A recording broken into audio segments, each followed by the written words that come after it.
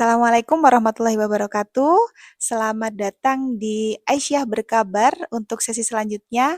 Kali ini kedatangan pemateri yang sangat luar biasa yang akan membahas terkait dengan isu lingkungan dan perempuan yang sudah hadir pada hari ini ada Bu Suning. Assalamualaikum Bu Suning. Waalaikumsalam warahmatullahi Nah, wabarakatuh. Bu Suning ini kalau lengkapnya dengan gelar ya Dr. Suning SEMT, mengajar di Universitas Adibuana Surabaya, Prodi Perencanaan Wilayah dan Kota, kompetensinya di pengembangan kawasan pesisir ya, tentunya ini berkaitan dengan lingkungan ya. Nanti Bu Suning akan menceritakan lebih banyak tentang bagaimana sih peran perempuan ataupun kerusakan lingkungan yang diakibatkan karena ulah manusia-manusia yang tidak bertanggung jawab gitu ya atas kondisi lingkungan sekitar. Karena tidak dijaga, maka efeknya seperti apa? Apalagi kita perempuan gitu ya, tentunya banyak sekali dampaknya. Dan karena Bu Suning ini juga selain dosen pakar, ternyata terjun juga langsung gitu dalam gerakan lingkungan. Masih ya Bu ya, masih punya Taman Hidroponik Aisyah ya, yang mempelopori gerakan hidroponik Aisyah di pembelajaran KB Kementerian Tulangan Sidoarjo. Jadi ini warga Sidoarjo Bu ya. Oke. Dan tentunya banyak sekali riset-riset yang sudah dihasilkan yang fokus pada lingkungan. Sementara itu di sebelahnya lagi ada Bu Sumiati SAG. Assalamualaikum Bu Sum. Waalaikumsalam. Ya, Bu Sum ini aktif sekali. Hampir di setiap sosial media itu ada. Bukan hanya di online ya, di offline juga ada berbagai kegiatan apalagi tentang penanggulangan bencana gitu atau yang berkaitan dengan lingkungan selalu hadir gitu. Tentunya banyak sekali nanti yang bisa kita dengarkan pengalaman pribadi dan juga pengalaman di organisasi yang bisa menggerakkan bagaimana perempuan bisa aktif dan turut terlibat terhadap penyelamatan lingkungan. Nah, untuk itu eh, nanti kita akan membahas lebih dalam berkaitan dengan program-program PWA karena Bu Suning ini juga merupakan ketua LLHPB PWA Jawa Timur ya Bu ya sampai saat ini. Kemudian pernah menjadi wakil ketua PWA Jatim, Korbit MEK dan juga LLHPB Jawa Timur. Dan tentunya karena menjadi aktivis perempuan, wis luar biasa semangatnya sampai bisa menular ke anak-anaknya termasuk kita yang muda-muda ini. Ya, ya boleh tepuk tangan lebih meriah lagi. Terima kasih dua narasumber yang hebat. Baik, kita mulai dari Bu Suning terlebih dahulu karena Bu Suning ini mungkin akan menjelaskan, memaparkan berbagai fenomena sosial yang berkaitan dengan lingkungan. Kita tahu sendiri apalagi kita perempuan banyak apa ya menerima kerugian ya Bu ya, menerima kerugian terkait dengan lingkungan yang sudah tidak safety lagi. Mungkin Ibu bisa ceritakan separah apa sih kondisi lingkungan yang sedang menimpa gitu ya, ataupun yang ada di lingkungan kita ini sehingga kita harus lebih merawat lagi. Silahkan Ibu. Baik, terima kasih. Assalamualaikum warahmatullahi wabarakatuh. Warahmatullahi wabarakatuh. Kepada teman-teman semuanya, pencinta lingkungan tentunya. Ya. Yes. Jadi kalau kita amati fenomena sekarang ini kan sekarang musimnya lagi musim hujan dan cuacanya ekstrim gitu ya. Kadang itu pagi mendung, kemudian siang panas terik, kemudian sore hujan lebat, tiba-tiba banjir kan gitu ya. Sehingga kondisi saat ini memang sama sekali tidak safety untuk kehidupan kita gitu kan. Tetapi itu kan fenomena alam yang terus berputar, terus terjadi dan kita memang harus menerima dengan hati yang sabar, hati yang ikhlas dengan kondisi yang ada. Tetapi yang kita tahu bahwa perubahan lingkungan ini cukup luar biasa dengan adanya fenomena-fenomena kebutuhan ekonomi, sosial, politik, dan semuanya itu sebenarnya mengakar kepada perubahan-perubahan lingkungan yang terjadi, gitu kan. Dan ini berdampak tentunya kalau bicara tentang lingkungan dan perempuan, ini menjadi suatu hal yang menjadi tanggung jawab. Tetapi sebenarnya tidak hanya perempuan gitu, tetapi memang yang mengalami banyak dampak itu juga perempuan gitu ya. Contoh begini misalkan ya, Kita perempuan setiap bulannya itu kan tentunya mengalami, eee, masa-masa menstruasi gitu ya, masa-masa menstruasi. Katakanlah dalam sebulan itu kita menstruasi 7 hari atau 1 minggu gitu ya. Dalam sehari setiap 4 jam itu kan kita harus sudah ganti pembalut gitu ya. Nah, kalau misalkan 1 hari itu bisa jadi kita menghasilkan mungkin sampai 5 atau 10 pembalut misalkan. Dan pembalut itu tanpa kita sadari itu kan sumber sampah, gitu ya. Bagaimana caranya pembalut ini benar-benar bisa kita atur dalam arti bagaimana caranya tidak mencemari lingkungan. Kadang-kadang kalau kita melihat, ini saya secara pribadi belum pernah melakukan, penelitian sih atau riset yang terkait apakah, perempuan-perempuan muda, remaja yang mengalami menstruasi kemudian itu dibersihkan pembalutnya sebelum dibuang. Itu memang belum saya lakukan riset itu. Saya khawatir anak-anak muda ini, remaja ini tiba-tiba langsung saja membungkus pembalutnya yang tidak dibersihkan dulu untuk kemudian langsung dibuang sampah. Lah ini bahaya sekali.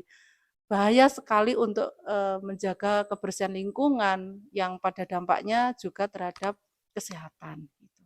Nah, ini perlu ada sosialisasi, gerakan-gerakan kader-kader lingkungan, anak-anak muda yang memiliki semangat untuk itu sebenarnya. Karena kontribusi besar terhadap lingkungan salah satunya ya perempuan, tetapi dampak yang diterima juga perempuan gitu. Itu baru satu ya sumber sampah dari pembalut. Belum lagi ibu-ibu muda yang sekarang ini kan anak-anak dipakein pampers gitu ya, dipakein pampers. Setiap hari berapa itu pampers yang menumpuk di tempat-tempat sampah. Apakah juga kita cek ketika anak-anak bayi yang BAB, buang air besar, kemudian ditaruh di kena pampers karena dipakein pampers, kemudian BAB-nya itu digelontor atau dibersihkan terlebih dahulu di toilet, kemudian pampers-nya bersih baru kita buang. Kita juga tidak pernah tahu gitu. Berapa itu coba? Mulai dari pembalut, mulai dari pampers itu yang berada di tempat-tempat sampah. Yang kita juga tidak tahu apakah sudah dalam posisi bersih. Itu juga luar biasa mencemari lingkungan kita, gitu kan? Kemudian perempuan menghasilkan sumber sampah yang banyak. Belum lagi yang berhubungan dengan kecantikan ya. Mulai dari skincare kita, lipstick kita, semuanya itu kan banyak yang mengandung bahan kimia. Nah, kemudian kita bersihkan ke kamar mandi, di saat kita mandi otomatis itu kan kotoran yang mengandung bahan kimia itu kan akan mengalir bersama air di selokan sekitar rumah kita. Dan itu juga akan mencemari lingkungan. Sebenarnya sumber sampah itu yang paling banyak juga dari perempuan gitu.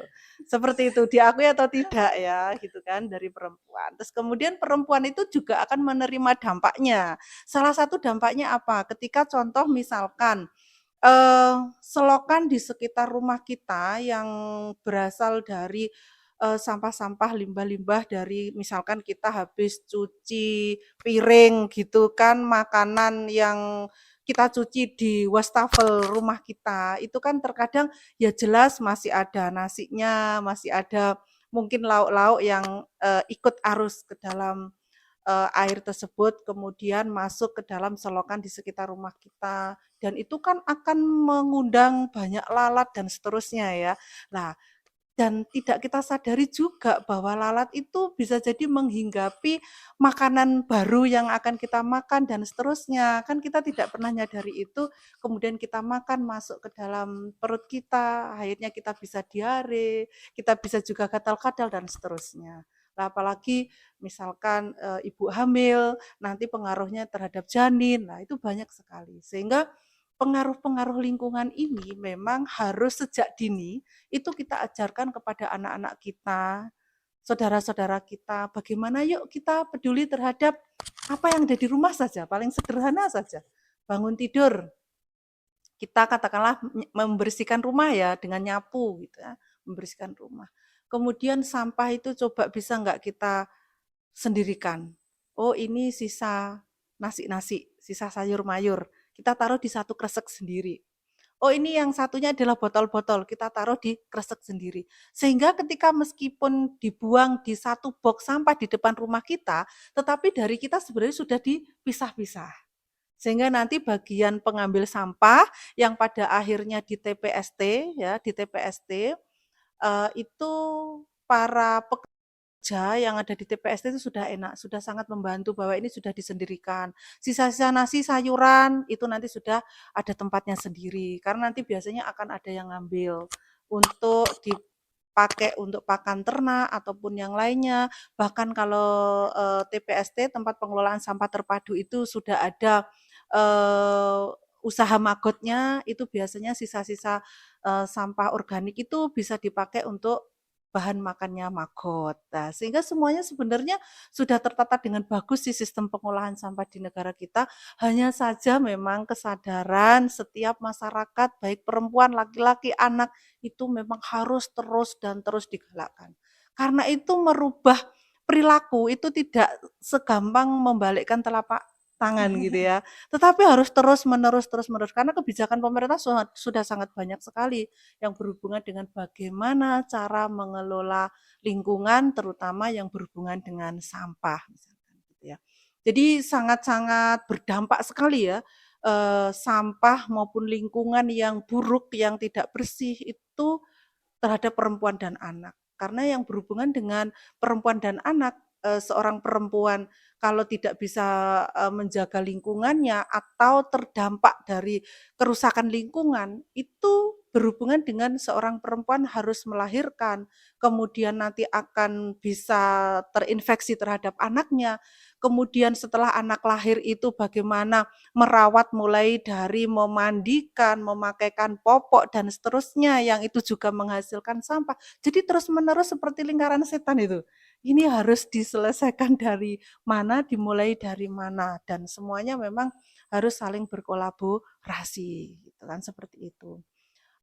Juga ada fenomena yang cukup menarik yang sekarang menjadi fokus riset saya, itu di kawasan pesisir gitu ya. Teman-teman di kawasan pesisir itu sangat complicated yang berhubungan dengan persoalan lingkungan. Kenapa? Karena memang kondisi di pesisir itu kan posisi di hilir gitu ya. Hilir itu nampaknya memang mendapatkan dampak semuanya dari hulu. Dari hulu itu ya dari perkotaan, seperti kehidupan kita sekarang ini ya di perkotaan. Di perkotaan itu kan sekarang kan serba simpel, serba praktis mungkin menurut menurut pandangan sementara gitu ya. Artinya begini, eh, orang kalau beli online itu kan makanan online gitu ya, beli makanan online, nasi online atau apapun, itu kan semuanya pakai packaging ya. Iya.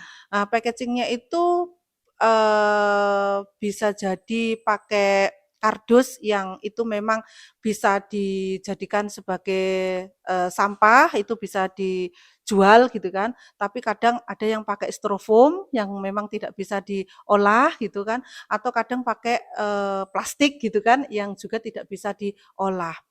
Orang akan memandang bahwa kalau kita beli makanan online itu adalah praktis sudah, langsung satu paket gitu kan, wes nanti setelah itu dibuang lagi ke tempat sampah. Dia tidak akan berpikir nilai efektivitasnya di mana, nilai hanya melihat simpelnya saja gitu. Nah, tetapi kalau kita itu menghindari pembelian online, itu kalau makan di rumah itu kan menggunakan piring.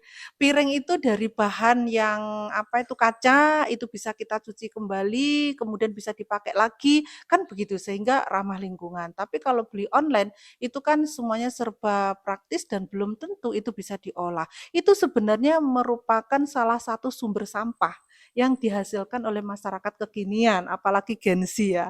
Anak-anak muda, anak-anak kos itu pasti maunya beli online, nggak mau cuci piring, nggak mau cuci gelas, bisa jadi begitu gitu ya. Nah itu yang membuat semakin tinggi konsumtif masyarakat kita, semakin tinggi pula hasil sampah yang dihasilkan. Maka yang namanya menjaga lingkungan ini tidak bisa hanya kader lingkungan. Tidak bisa hanya orang yang mau bergabung dengan komunitas-komunitas lingkungan. Tetapi sejak dini dari keluarga kita diajarkan jangan sering beli online, jangan sering menggunakan tempat-tempat yang itu memang tidak bisa diolah, terutama yang kayak styrofoam, plastik dan seterusnya. Karena itu tidak kita sadari juga bisa mengandung mikroplastik yang bisa masuk ke dalam tubuh kita sehingga berpengaruh terhadap daya tahan tubuh kita, kemudian menurunnya kualitas otak kita gitu kan, dan itu pengaruh luar biasa ke dalam tubuh kita. Maka kepedulian perempuan ini memang harus sejak dini itu diperdengarkan, kemudian digaung-gaungkan bahwa remaja-remaja putri ini terkadang harus perlu gitu, kita ajak diskusi ringan tentang lingkungan, ya apa caranya anak muda tidak beli online sajalah gitu ya. Ya kita coba makan di rumah dengan pakai piring, bisa dicuci lagi gitu aja. Nanti lama-lama anak-anak muda memiliki mindset yang beda meskipun orang bilang tidak kekinian. Tapi itu sebenarnya sangat support, sangat berkontribusi besar terhadap lingkungan di sekitar kita. Begitu. Nah, terus kemudian saya masuk ke pesisir tadi ya, ke pesisir itu sekarang saya lagi fokus kepada ekofeminisme. Jadi ekofeminisme itu gerakan-gerakan perempuan, tidak melihat usia, pokoknya dia perempuan, ya apa caranya kita tuh benar-benar memiliki gerakan untuk peduli terhadap lingkungan tetapi berbasis gender, gitu ya, berbasis gender. Di pesisir itu, ibu-ibu nelayan atau istri dari nelayan itu kan rata-rata bekerjanya kan mengupas udang, ya, membersihkan kulit-kulit apa itu terung, tripang itu kan dibersihin ya, dikerokin gitu ya, dibersihin, dibuang lendirnya. Terus kemudian udang itu diambil isinya, cangkangnya mulai dari kepala kulit udang itu dibuang. Terus kemudian ada juga yang bandeng tanpa duri, sehingga durinya itu dikupas, begitu ya, di pesisir seperti itu. Terus ada juga ibu-ibu nelayan itu mengupas kerang. Dan semuanya itu kan limbah ya, semuanya itu kan menghasilkan limbah. Dan rata-rata limbah itu hanya dibuang di selokan sekitar rumahnya saja atau dibuang di belakang rumah, yaitu lautnya. Sehingga banyak sekali lalat-lalat itu yang berdatangan ke situ, selain lalat datang menimbulkan bau yang menyengat. Karena tidak diolah dengan baik dan tidak diolah dengan benar. Kepedulian itu juga tidak muncul di perempuan itu sendiri gitu loh. Ya, tidak muncul di perempuan itu sendiri. Jadi ibunya sedang asik mengupas kerang, anaknya BAB di sekitar selokan, yang di sekitar selokan itu juga ada banyak limbah-limbah hasil dari tangkapan laut itu, mulai dari kulit kerang, kulit udang, dan seterusnya. Sehingga bagaimana ini kondisi mau bisa bersih? Gimana ibu-ibu nelayan mau tetap sehat? Karena kondisinya seperti itu. Itu yang harus terus dilakukan bagaimana di pesisir-pesisir ini menyadari betul pentingnya kebersihan lingkungan. Terus kemudian ibu-ibu ini kan rata-rata bekerja untuk pengupas kerang dan seterusnya itu memakan waktu yang cukup berjam-jam gitu. Dari pagi sampai siang, itu kadang dapat 1 kilo, 2 kilo. Per kilonya 25.000 memang ya, per kilonya 25.000. Mereka sampai kulitnya itu sampai kayak mengering karena kena terik sinar matahari gitu ya, di dekat pantai gitu, di dekat rumah mereka. Dan mereka memang kurang memperhatikan kondisi di lingkungan sekitar seperti itu. Lah bagaimana seandainya laut ini tercemari dengan limbah yang berasal dari hulu ya, berasal dari perkotaan, perkotaan yang membuang sampah di sembarang tempat dibuang ke sungai, misalkan gitu. Sungai kan pada akhirnya akan bermuara ke lautan. Yang kena dampak siapa? Masyarakat pesisir. Kalau sudah masyarakat pesisir kena dampaknya, kemudian terjadi rob, otomatis sampah-sampah itu tadi kan akan naik. Ketika naik itu kan akan kembali kepada masyarakat dan masyarakatnya adalah masyarakat pesisir, bukan masyarakat yang ada di hulu gitu, tetapi yang ada di hilir. Nah, ketika sudah seperti itu, kondisi lingkungannya sudah tidak sehat, tercemar, yang pada akhirnya sampah-sampah yang ada di lautan, di pesisir itu kan tentunya akan berpengaruh terhadap hasil tangkapan laut, ya. Bisa jadi ikan, udang, terung, teripang itu mengalami penurunan mengalami penurunan hasil. Yang maksudnya begini, yang awalnya mungkin di situ lokasi situ adalah tempatnya terung, tempatnya teripang, tempatnya udang. Karena sudah banyak tercemar dengan sampah-sampah plastik dan lainnya dari hulu, bisa jadi udang teripang ini mati atau berpindah tempat sehingga nelayan itu mengalami penurunan hasil tangkapan laut gitu. Yang mungkin per hari itu katakanlah dapatnya harusnya adalah 5 kilo, 6 kilo katakanlah, dengan kondisi ekosistem yang di laut itu tidak baik, tercemar, bisa jadi sekali melaut hanya dapat 1 atau 2 kilo. Nah itu kan akhirnya berpengaruh terhadap produktivitas ekonomi gitu kan, yang disebabkan hanya memang dari sampah maupun limbah. Itu jadi efeknya luar biasa.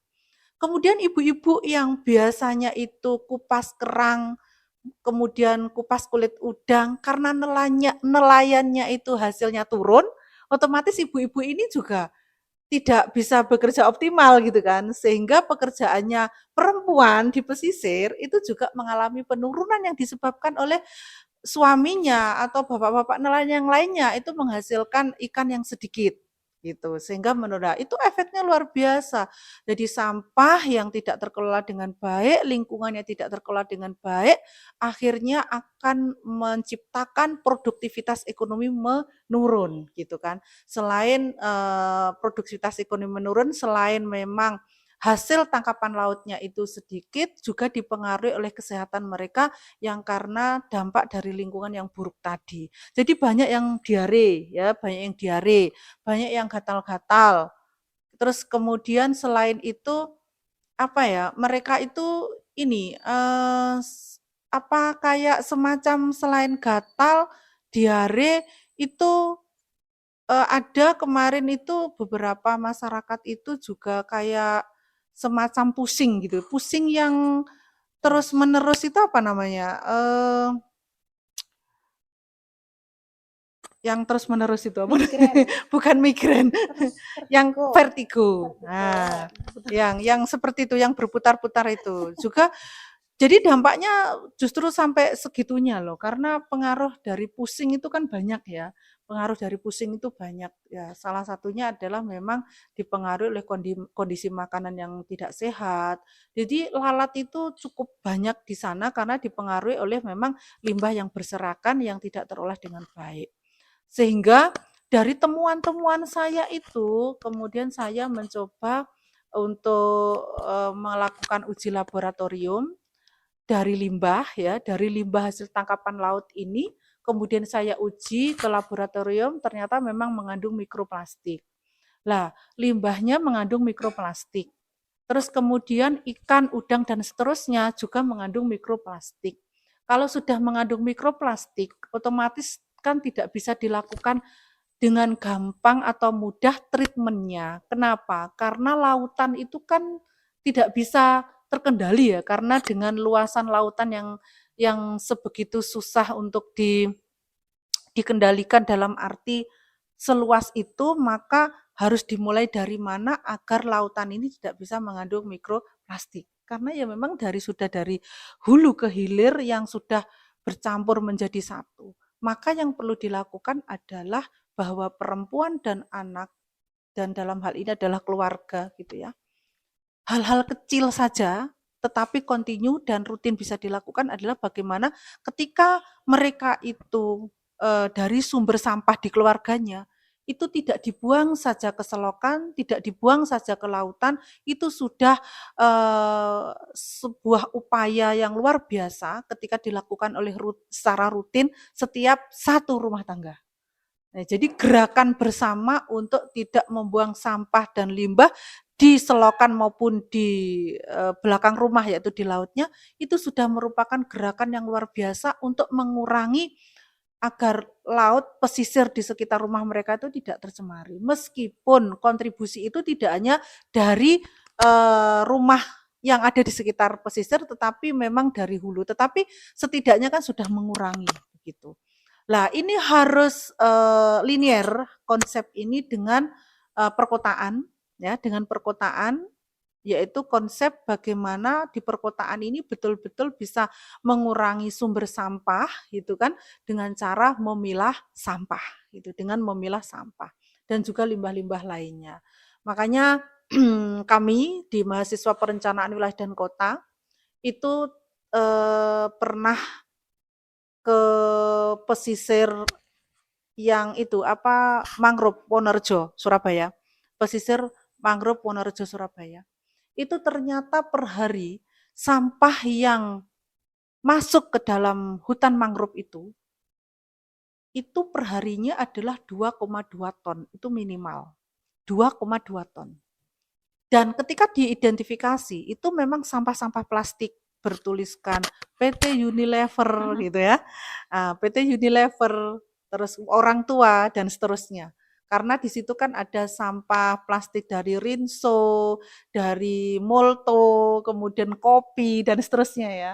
Nah, dulu sempat 2016 itu sempat saya ikut menandatanganin waktu itu komunitas lingkungan di Jakarta itu ikut menandatanganin untuk pengurangan sampah terutama di dalam berpuasa sampah, yaitu bahwa bagaimana seperti mall, Swalayan, Indomaret dan Alfamaret gitu ya, itu tidak menggunakan plastik. Ini sekarang sudah sampai sekarang masih jalan, terutama di kota-kota besar ya. Surabaya pun kalau ke Indomaret, ke Alfamaret sudah tidak pakai apa kantong plastik dari Indomaret maupun Alfamaret, tapi di Sidoarjo masih gitu ya. Di Sidoarjo masih gitu kan.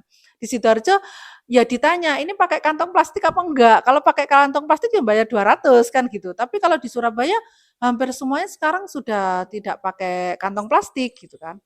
Nah, saya ikut menandatanganin itu waktu itu. Dan waktu itu konsepnya adalah ketika ditemukan sampah-sampah plastik itu terlihat ini perusahaannya siapa, katakanlah Unilever, orang tua dan seterusnya, maka yang bertanggung jawab adalah perusahaan ini bagaimana caranya untuk mengolah sampah yang sudah berceceran ini kan gitu. Seperti itu konsepnya sebenarnya. Nah, ketika saya bersama mahasiswa di pesisir Wonorejo di hutan mangrove itu kita membantu totalitas untuk pengerukan sampah plastik itu yang memang itu ketika rob itu kan nyangkut di batang-batangnya, ranting-rantingnya mangrove ya, itu kita ambilin satu persatu sampai dari pagi jam 8 sampai jam 12 itu kita tidak mampu ternyata. Tidak mampu menghabiskan sampah plastik yang sudah menyangkut atau nyangkut di ranting-ranting mangrove itu gitu. Lah, saya tanya kepada petugasnya, ini kalau perharinya minimal 2,2 ton, terus siapa yang bertanggung jawab membersihkan sampah ini tiap harinya? Apakah pegawai yang ada di struktur kepengurusan apa mangrove itu mampu? Gitu.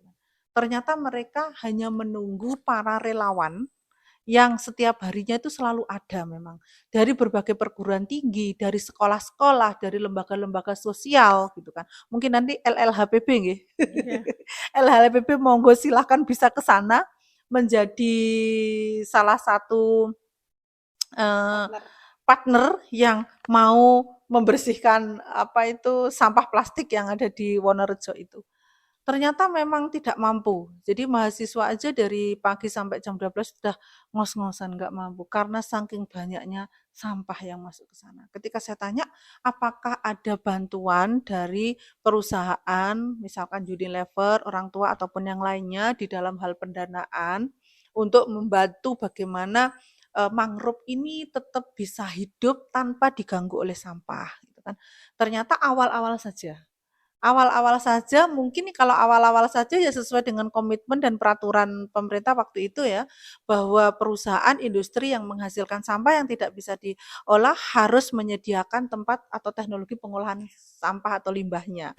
Ya awal-awal sepertinya, untuk berikutnya ya sudah tidak lagi gitu. Sehingga mereka sangat kurang pendanaan gitu kan, terutama kalau sudah sampahnya banyak seperti itu siapa yang akan bertanggung jawab kan begitu. Itu luar biasa. Jadi membutuhkan banyak tangan-tangan yang dermawan-dermawan ini ya, tapi dermawannya bukan dermawan uang ya, tapi dermawannya adalah dermawan fisik, dermawan Relawan, banyak banyak relawannya. relawannya gitu ya yang mau betul-betul secara all out peduli terhadap lingkungan, terutama yang ada di hilir tadi gitu, yang ada di hilir. Jadi begitu 2,2 ton per hari itu minimal yang berasal dari hulunya. Dari hulu berarti di area perkotaan gitu ya.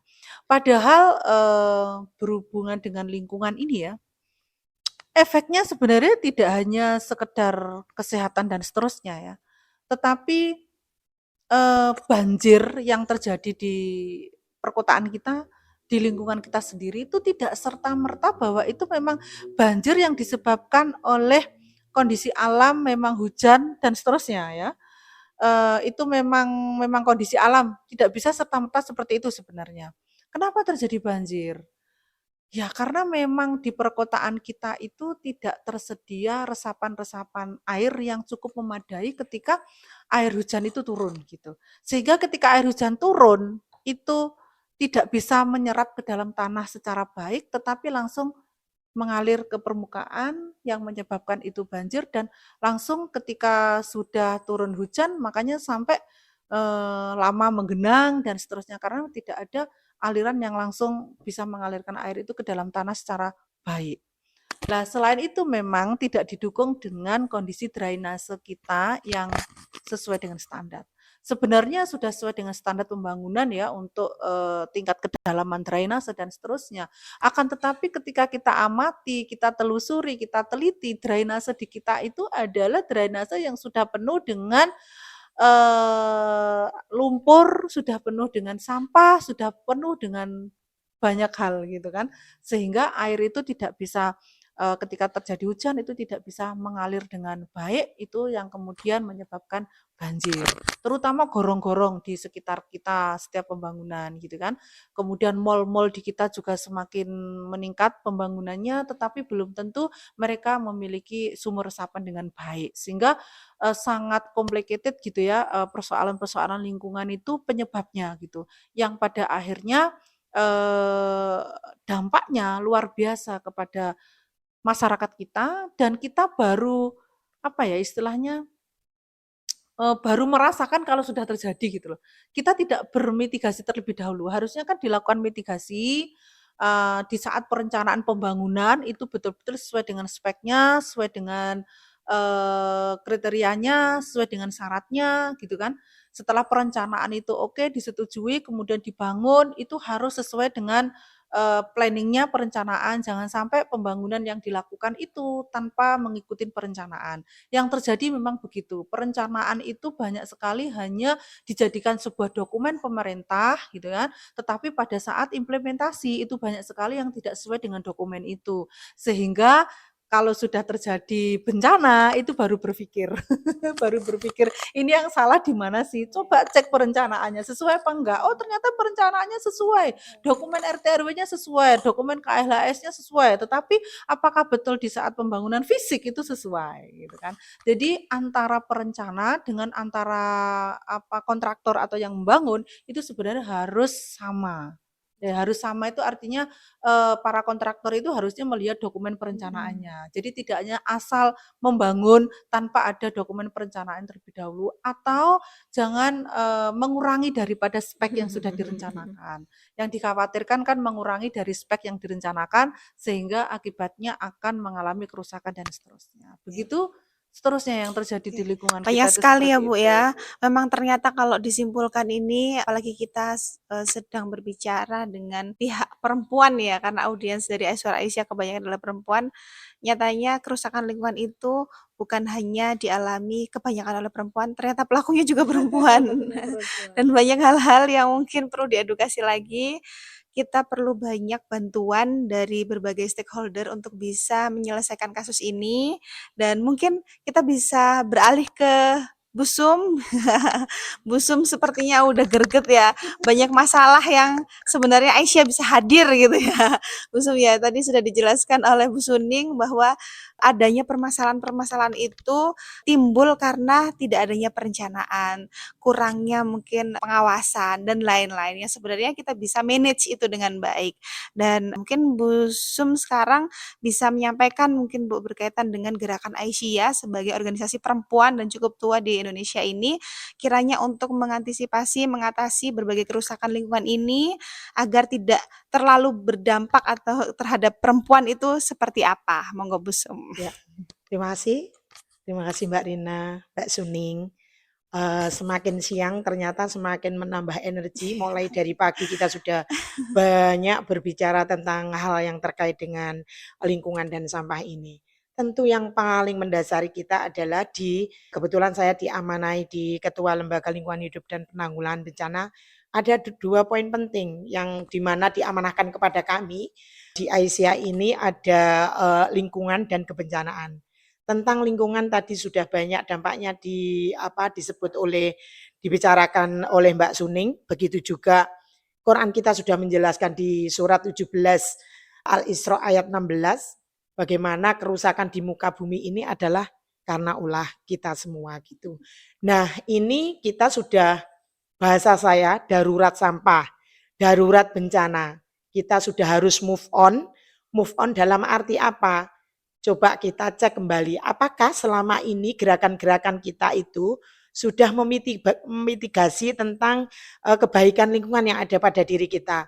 Bukankah kita sebagai perempuan, seorang perempuan, kita cek kembali, berapa kira-kira kita makan plastik? Satu orang perempuan sehari 5 plastik. Coba kita bahasa saya ngerayai diri kita gitu ya. Ternyata itu sudah sangat luar biasa Mbak Rina.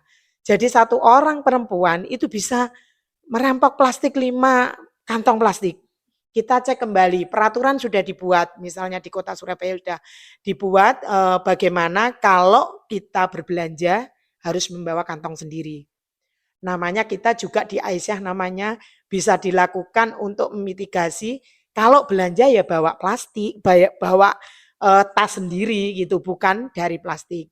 Kadang-kadang yang terjadi sama Pak pedagangnya itu sudah pakai ini saja.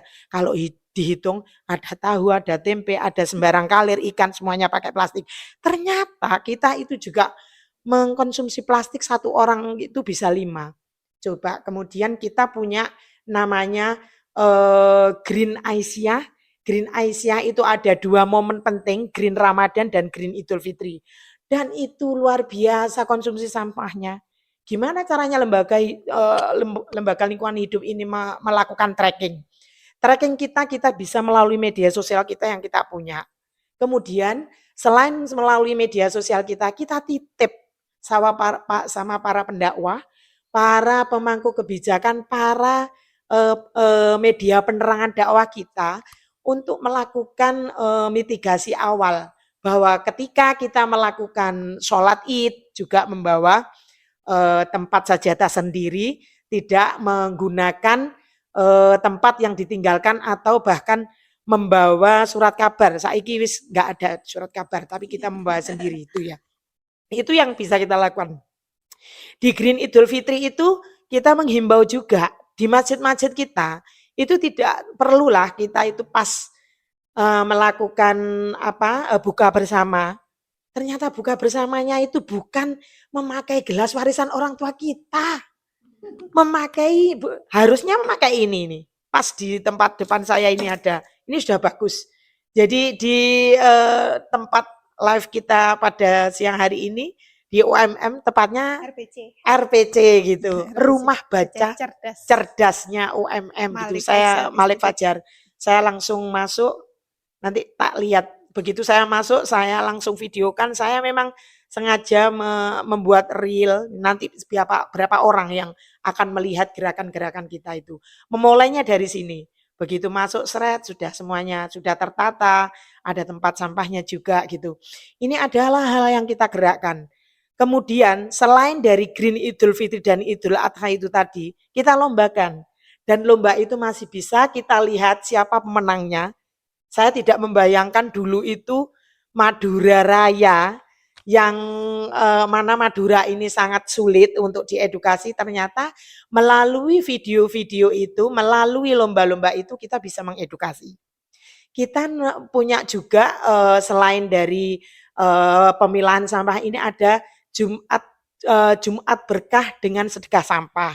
Di sekolah-sekolah yang memang diinisiasi di Sidoarjo kebetulan yang kerjasama dengan Plastik Bank. Di mana ada 5 sekolah itu salah satunya adalah sekolah MI Aisyah Sukodono yang muridnya 700-an lebih. Kemudian yang TK-TK 4 TK-TK itu muridnya sekitar 50 ke atas. Jadi kalau kita total 950 teredukasi plus kalau 950 hanya muridnya, tetapi kalau kita mengedukasinya dengan orang tuanya karena kita mewajibkan setiap Jumat membawa sampahnya ke sekolah, itu akan bisa kita kalikan dari 950 itu yang bisa diedukasi. Nah, kemudian apa insight yang bisa kita gunakan? Ternyata setiap bulan kita tracking. Oh, loh, biasanya setiap bulan itu konsumsi sampahnya di bak sampah bisa diambil oleh Plastik Bank yang itu terkoneksi dengan pembayaran melalui digital dan itu bisa dilakukan. Sampahnya misalkan SDMIA itu ada 5 kilo atau 10 kilo itu dihargai dan itu dibayar secara langsung. Nah ini sudah berlangsung selama 1,5 tahun menuju ke 2 tahun. Nah ini kita tracking apakah ini nanti kegiatan kita yang sedekah sampah kerjasama dengan Plastik Bank itu bisa dilakukan, terutama kita tidak hanya pada posisi sekolah-sekolah muslim saja.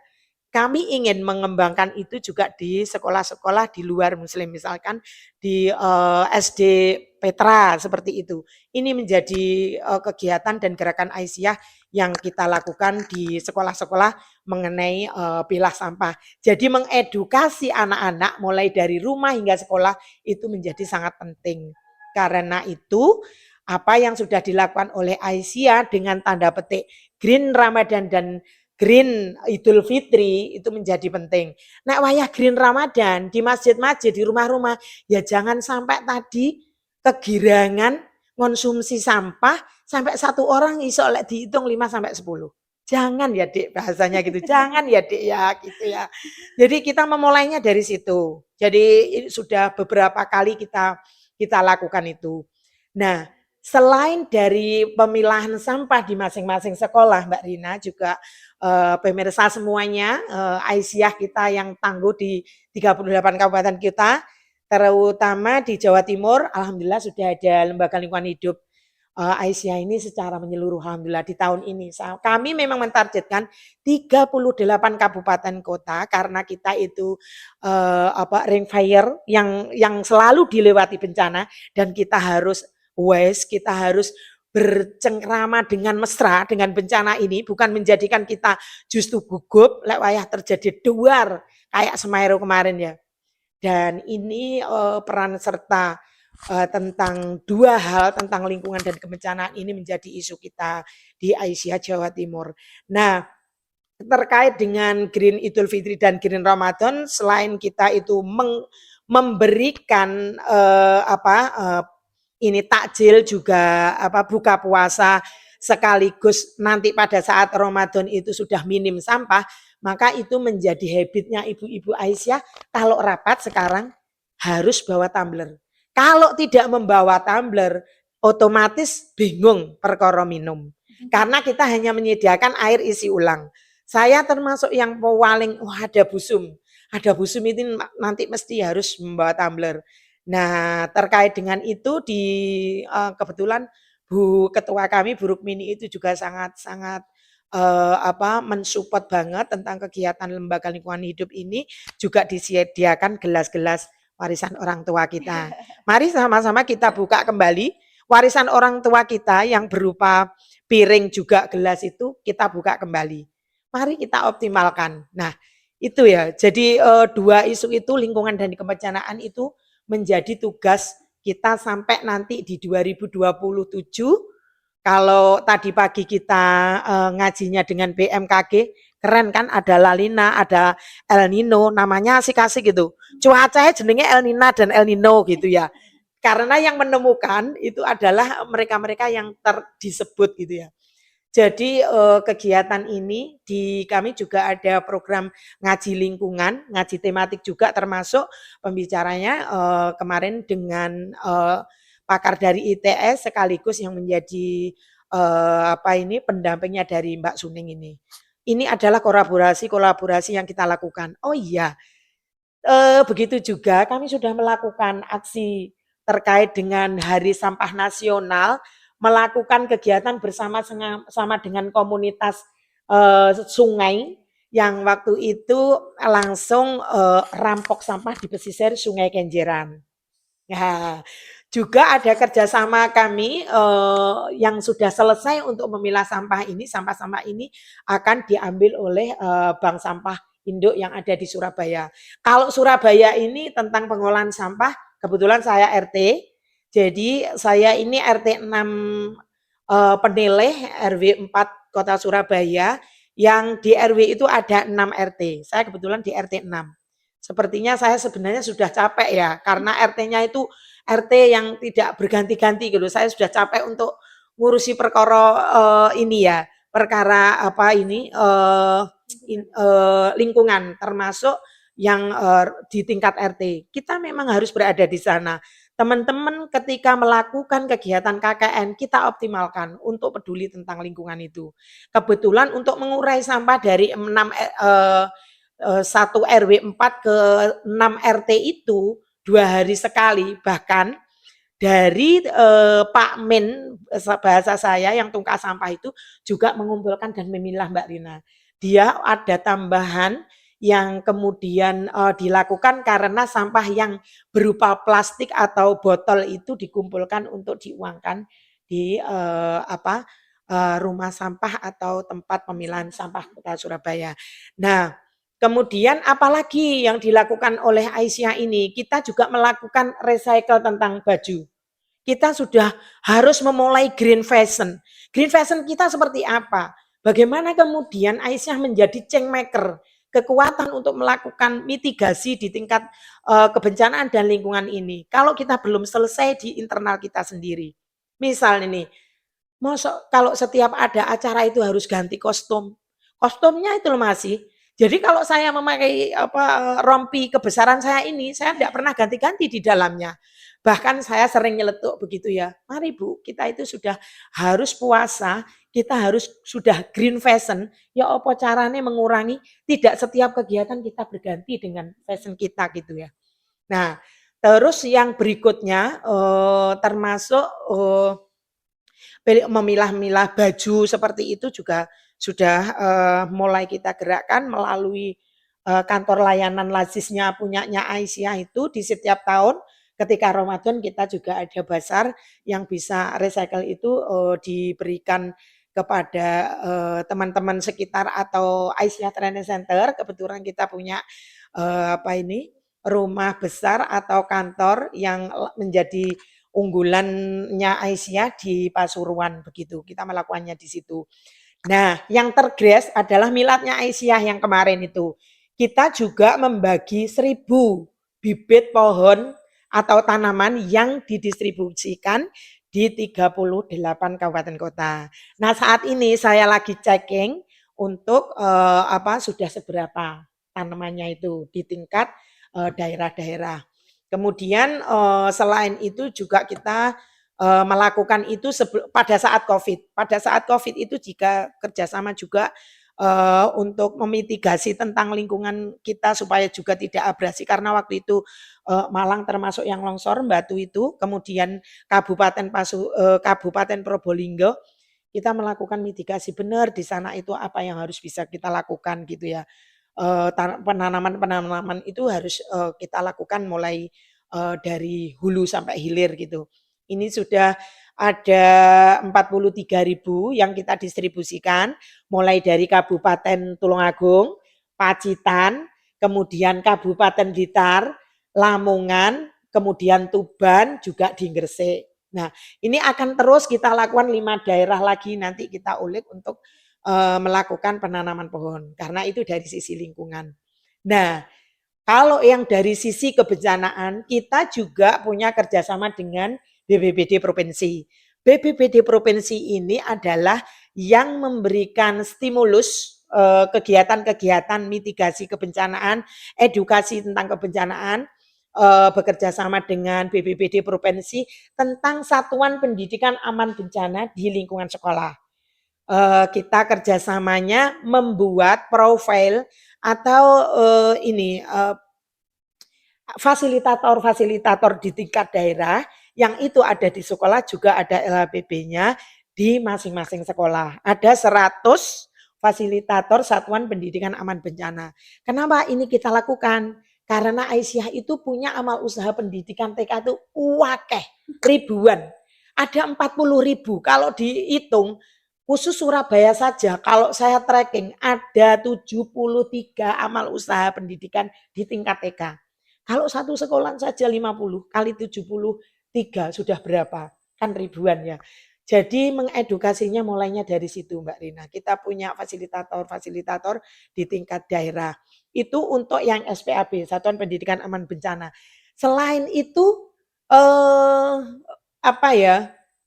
termasuk akreditasi, salah satu dari keunggulan atau nilai yang bisa dilakukan adalah sekolahan itu sudah SPAB. Coba kita cek ulang. Apakah selama ini sekolahan kita ini berwarna-warni catnya ngewejreng karena pengen kita edukasi kepada anak-anak.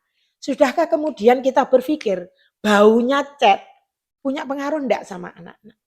Itu belum sampai ke situ. Terus pada saat kita itu kalau terjadi bencana sewaktu-waktu, posisi pintu sekolahan-sekolahan kita itu sudah menghadap keluar atau masih ke dalam. Coba kita cek di rumah-rumah kita. Kalau kita membuka pintunya masih ke dalam, pada saat terjadi bencana itu sulit akan keluar menyelamatkan diri. Karena hanya 30 detik kita menyelamatkan diri.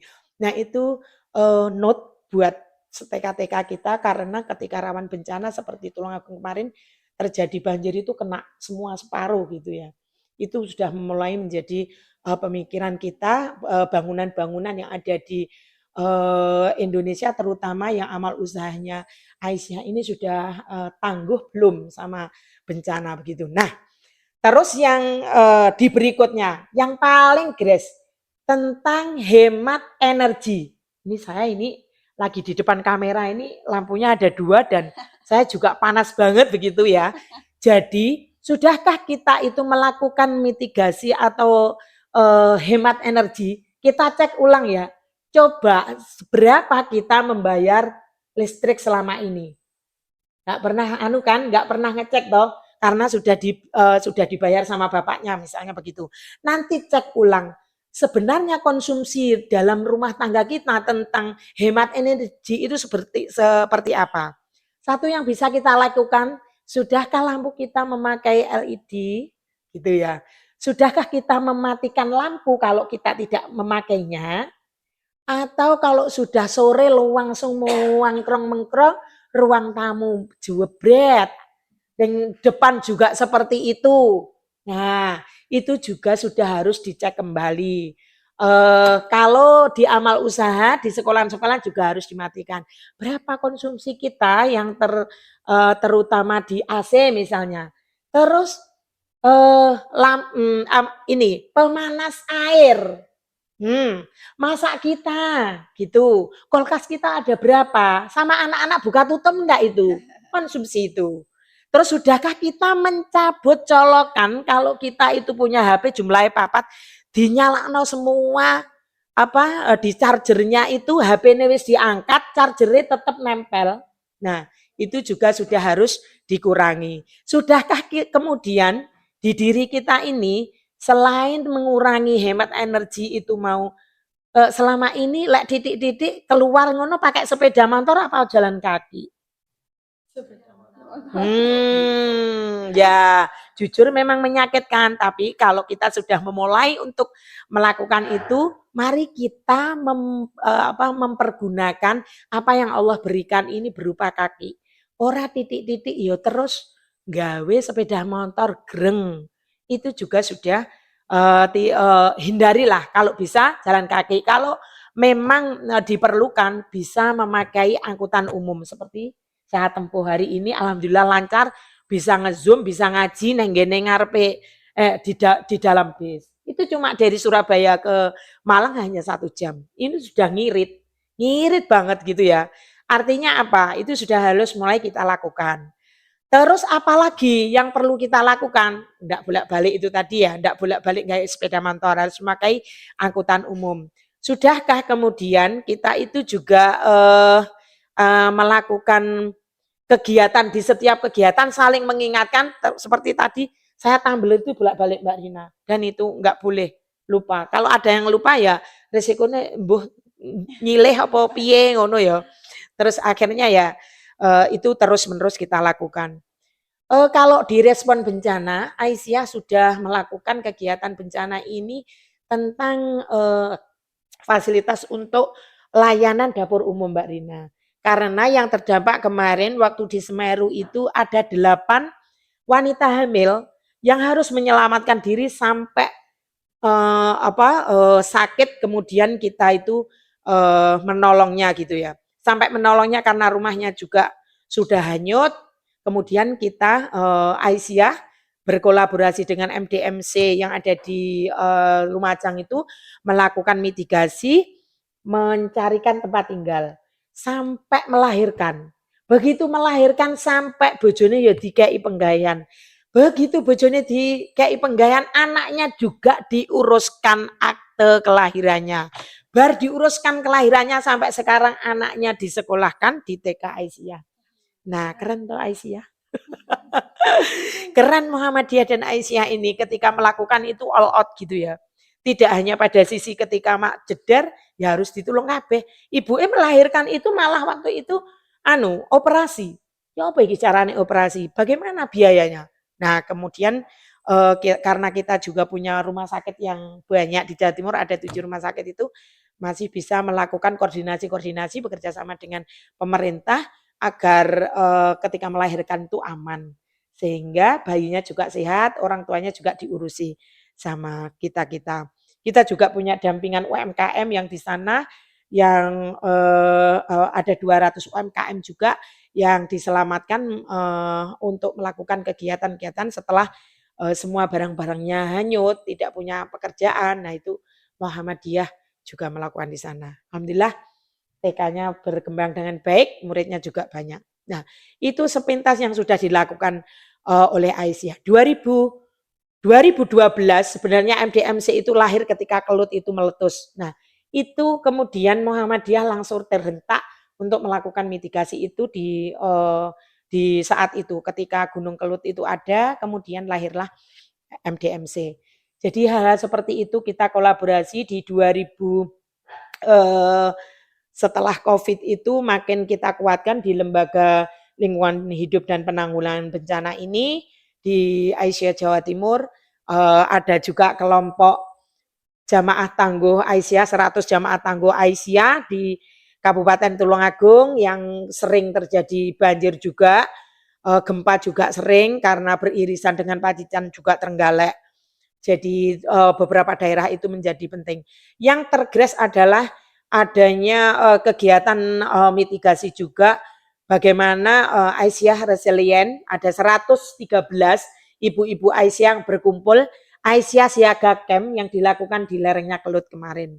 Jadi kita masih terus berkolaborasi meningkatkan kapasitas juga kerja-kerja sosial ini betul-betul menjadi salah satu bagaimana Aisyah ada di situ begitu Mbak Rina.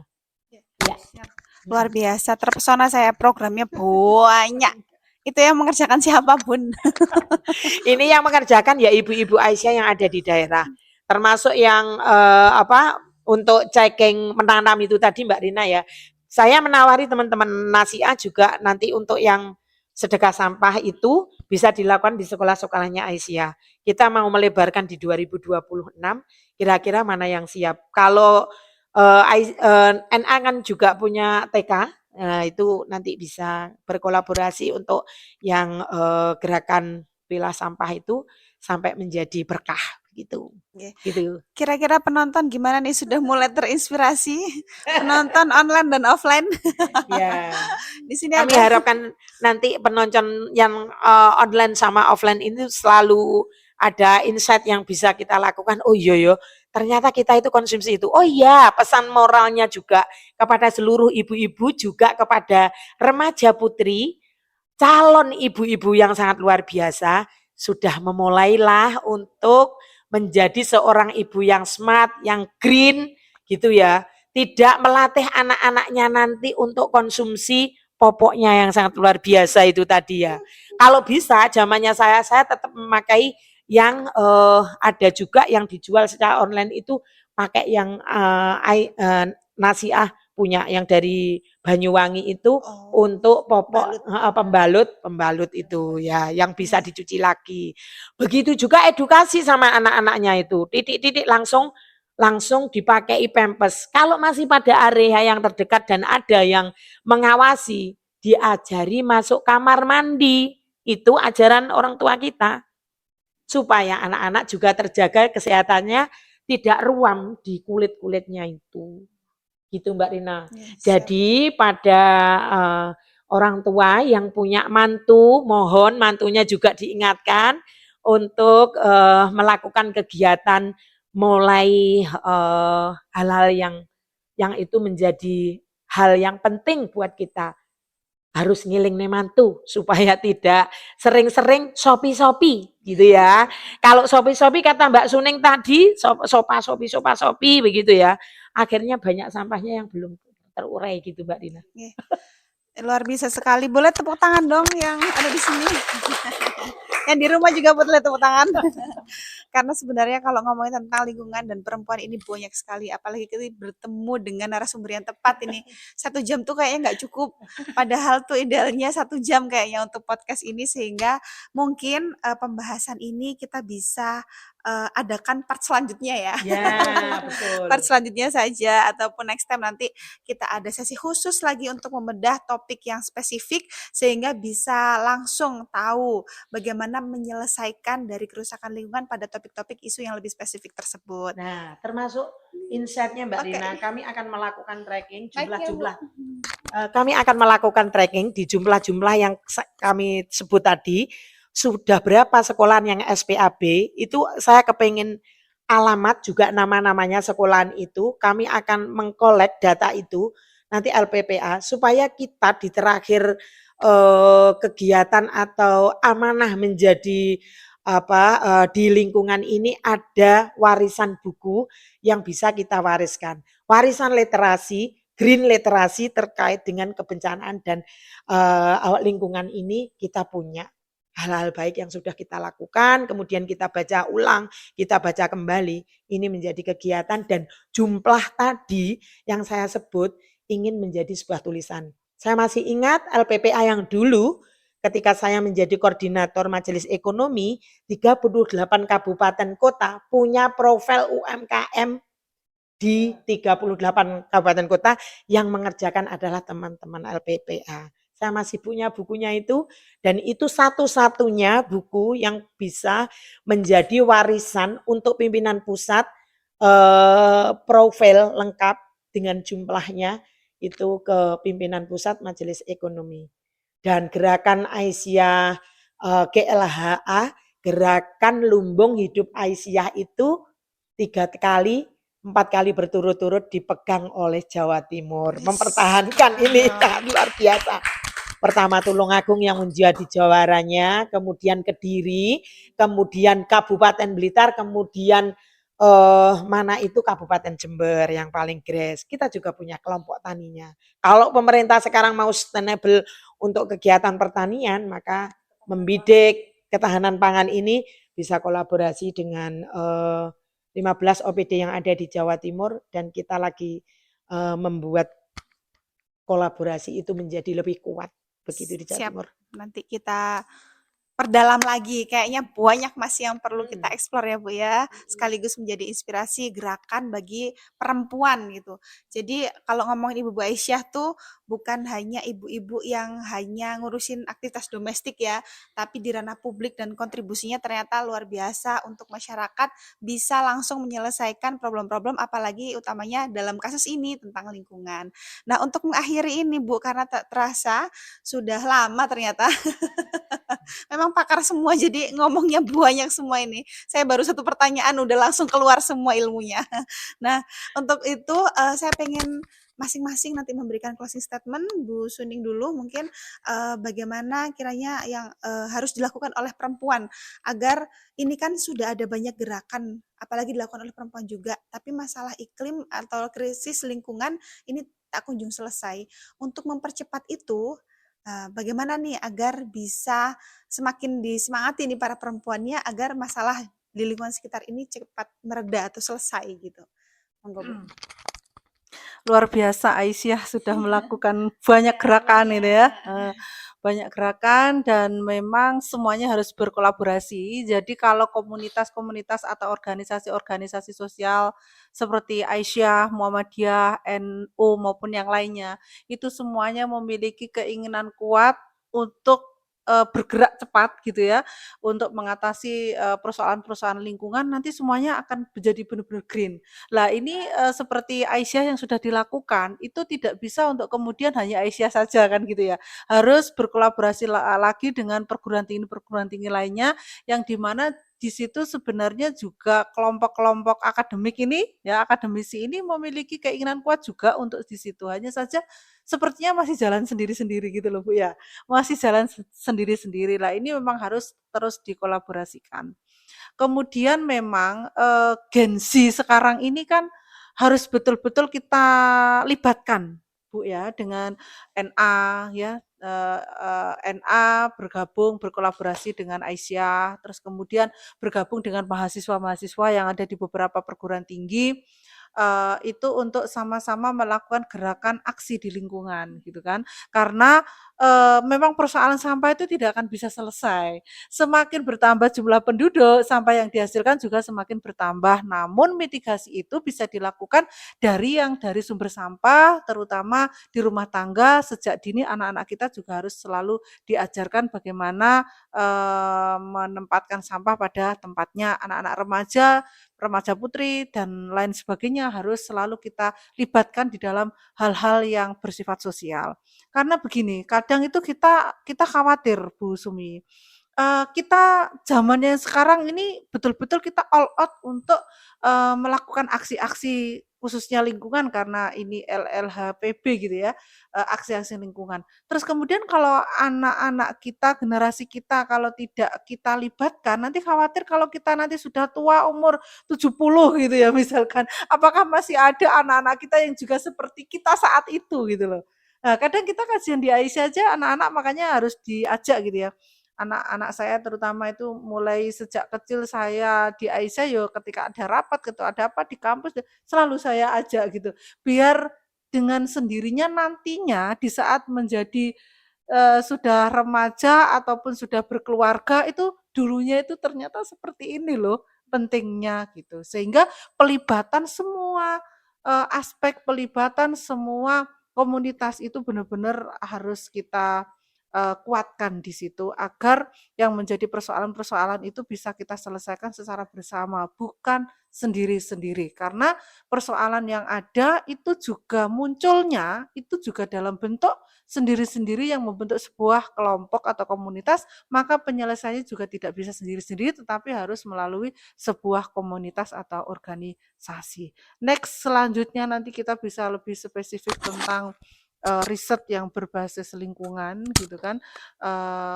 Katakanlah kayak tadi Bu, saya menyampaikan seberapa banyak katakanlah mahasiswa di UMM gitu ya, perempuannya ada berapa? Kita identifikasi.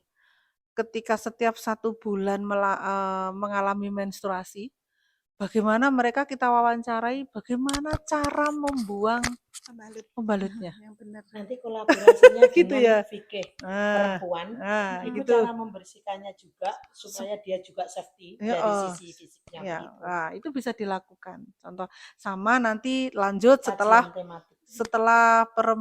setelah remaja yang hubungannya dengan menstruasi, nanti selanjutnya ibu-ibu muda. Gitu ya, ibu-ibu muda yang punya anak-anak Iya, jangan langsung pakai pampers terus gitu. Hmm. Kalaupun pakai pampers bagaimana caranya gitu. Nah, itu penting sekali karena itu kan limbah berbahaya ya, seperti darah, BAB gitu kan sangat berbahaya gitu. Jadi harus kolaborasi intinya begitu. Intinya kolaborasi ya Bu ya, nanti siap dikolaborasikan dengan berbagai sektor ya. Bu Suning nih kayaknya gesit nih, banyak kolaborasinya.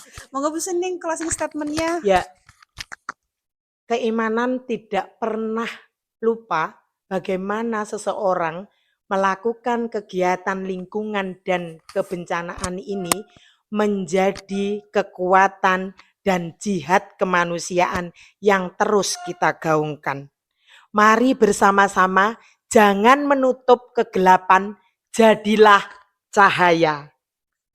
Yeay. Baik. Terima kasih para ibu-ibu hebat luar biasa. Jadilah cahaya dimanapun kita berada. Jadilah agen penyelesai permasalahan, utamanya pada isu lingkungan ini. Maka tadi Bu Suning menyampaikan untuk niatan kita harus berjihad gitu ya. Jadi ada letak keimanan dan ketakwaan kita yang harus kita libatkan sehingga bisa konsisten dan bisa tulus ikhlas gitu turut menyelesaikan perkara lingkungan di muka bumi ini, bukan hanya menyalahkan, tapi kita harus ikut ambil untuk menjadi bagian dari penyelesai masalah tersebut. Jadi terima kasih untuk para penonton baik di YouTube maupun yang sudah offline ada di sini, tepuk tangan dong. Oke, sepertinya memang tidak cukup waktu 1 jam, tapi nanti kita bisa adakan sesi selanjutnya karena para narasumber yang luar biasa ini pasti akan ada update-update gerakan yang bisa kita sharingkan bersama dan bisa menjadi inspirasi untuk kita semuanya.